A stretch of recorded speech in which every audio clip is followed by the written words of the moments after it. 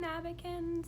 Today I'm a little chilly, so just pardon my awkward always wearing of a robe. I'm always cold, so I'm basically always wearing a robe in all of my videos. I'm actually it doesn't take me very long to get cold after I get home, like maybe an hour or so, but usually when I get home I've got like stuff to do.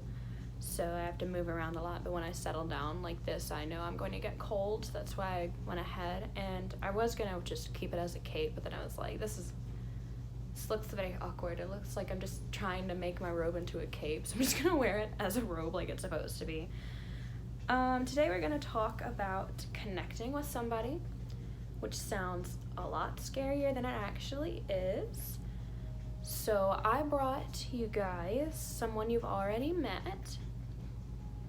This is an anchor to one of the first spirits I ever acquired. Well, this is actually the first one that I picked up. The first one I actually got is from a past life thing, but I'll explain that some other time. As you guys all know, my dear little anchor here, it is an amethyst. And an anchor is something that a spirit connects to keep it anchored to the real world.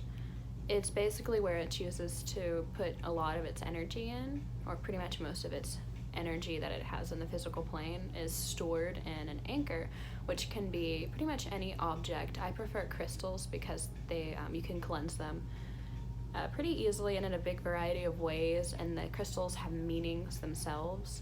So I think it lends a lot to the spirit. So I prefer crystals. I have a lot more crystals that are anchors. I only have 4. And I tell you all of their names, but that's not really necessary.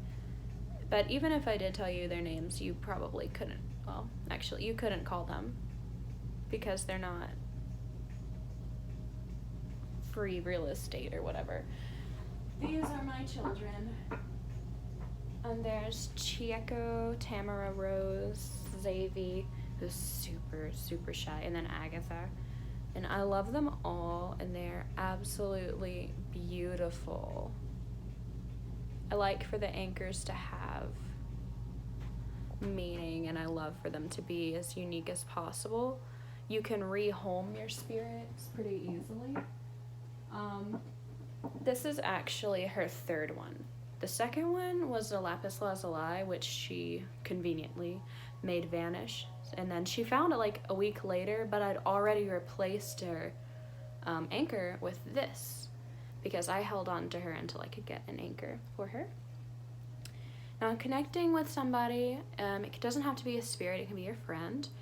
I have hung out with my friend Alanis in the Astral before, so if you want to connect with a friend instead of a spirit, then go ahead and pause the video, go find yourself a friend, and be like, hey, that can be long distance or physical. She was living in New York at the time, and I still am, but I was in a different part of Mississippi than I am now. And we were able to hang out in the astral plane. And I've also used this to check on people. I use it for Reiki. It's a very essential skill to have. And it's not as difficult as it seems. Like, it was the first try for both of us, and it was easy, smooth sailing. It takes a little focus to be able to hear what the other person is saying, but you can like sense things. You can sense the meaning. It's crazy. Like, it's insane. You guys are like, wow, that sounds like a crazy drug trip. Yeah, it's what it feels like. It's insane, but nope. I am a law abider, okay? I am very, very strict about laws. Most people who know me, who happen to be watching these videos, if they are, can tell you I'm a little strict about laws.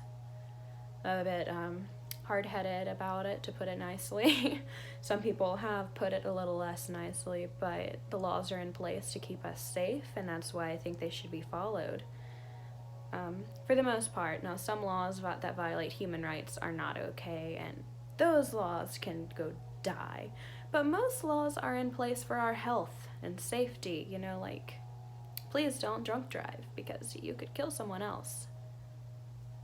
I mean, that's on you.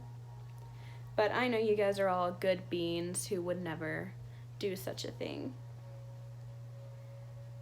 I need to explain how to actually tell if there's a spirit in a crystal.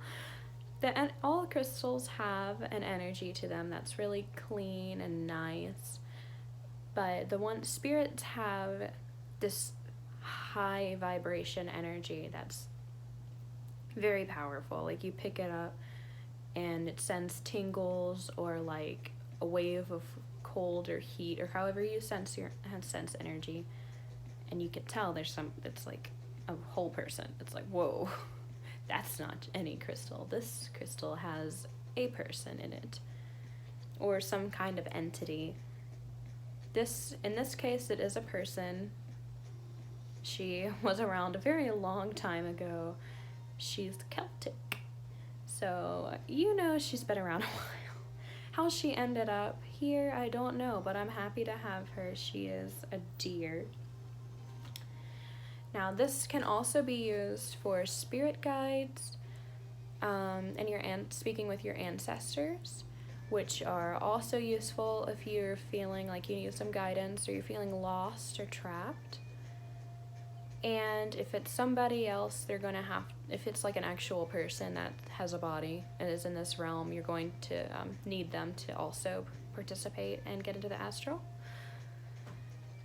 Now, it's actually easier to connect with spirits and the guides, because the spirits usually have these physical anchors that you can hold on to and focus on, and then your spirit guides, you literally just call out and focus. Be like, hey, because they're already in the astral, like, they're always there to, like, watch over you and stuff, so they're super easy. You can just pull them out of anywhere. I have a wolf and a tiger, and then my spirit companions.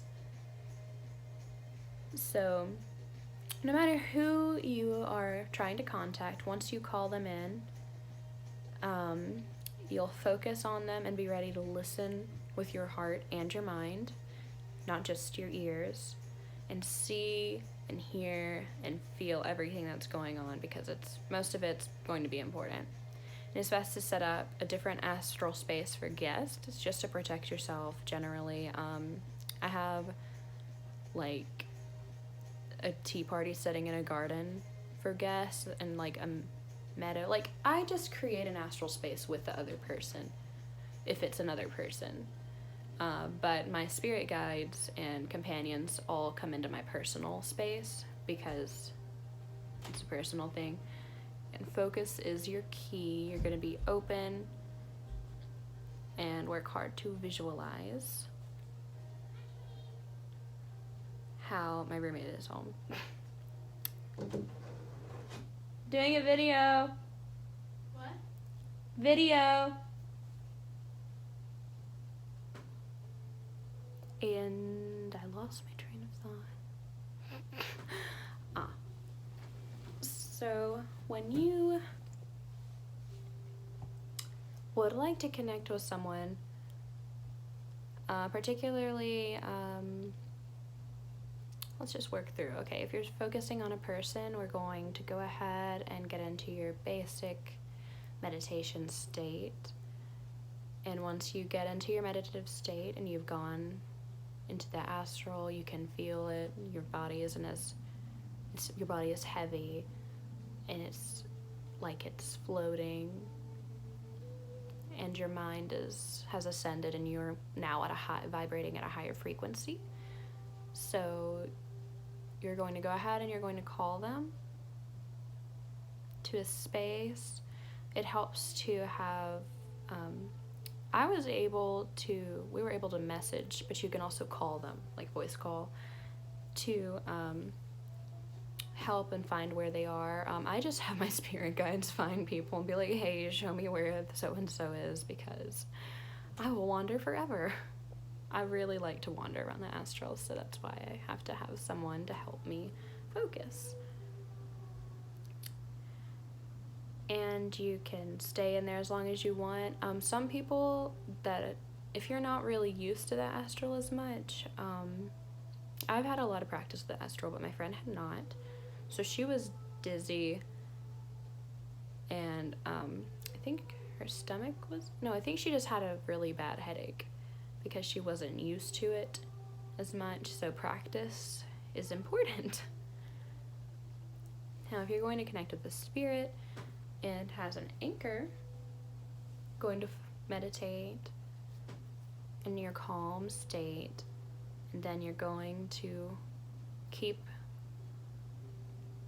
the anchor in your hands. You're going to close your hands and have it over your heart, whichever one works for you, and focus and call them forth. It helps to try to figure out what their name is first, because names are very important and powerful, and that is how you find anybody. You keep calling for them. It doesn't matter if it's a living person, an entity, or spirit guide. Knowing their names is extremely helpful and will get them to you a whole lot faster, or you to them a whole lot faster, because names have a lot of power. You have to focus on the name and the energy, though, because sometimes the names are common. Gotta be very careful. Make sure you have set your grounds and protected your astral area. Now for your spirit guides, it's a lot easier. You get into your meditative state again and reach the astral again, just like you would in any other, and then you just listen. You can voice any questions or concerns you have and say, be like, I need some guidance, man. Help me. And they'll be like, okay, I got you. And they'll come to you and offer you advice or tell you what you need to hear or show you what you need to see, stuff like that, to help you either clear out what's wrong, change something, get rid of something, or just advice, or just maybe you just need to see them. Maybe you just need somebody there. So that works. Let me know if anyone needs an actual guided meditation for that, because I can definitely do that. It's just that my roommate is home earlier than she was supposed to be. So I was going to do a guided meditation, but I've got previous plans, so I'm very sorry. I love you all. I hope you Nebicans have a beautiful, beautiful day, as wonderful as you are, because I know you guys are just absolutely amazing. And thank you so much for watching and liking and commenting and all that. I really appreciate the support. It makes me feel a lot better about my crazy ramblings. I mean, now that I've adjusted to it, like, I'm used to talking about it at this point, but like, people that aren't in the culture are just like, what are you saying? And I'm just like, I understand your confusion, because it's a bit of a difficult path, but I'm gonna go ahead and go before this video gets any longer than it already is. So again, just comment if you would like.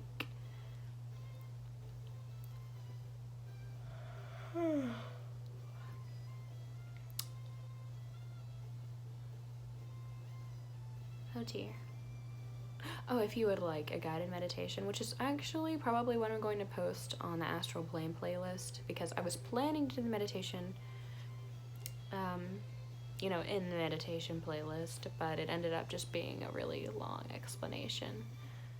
So it's basically a crossover for the two of them. The astral space is for people that are like more advanced, but I do guided meditations there as well, just more focused on the astral space. And since this is the astral space, it does make sense for me to not do a guided meditation for it in the basic meditation thing. I've explained everything. So if you need, I've explained a little bit. So if you have any questions or you need some help, just let me know. You can comment here. You can find me on literally any media under Navican Empress, and I'll post some links in the description. And I'm going to actually post a link to my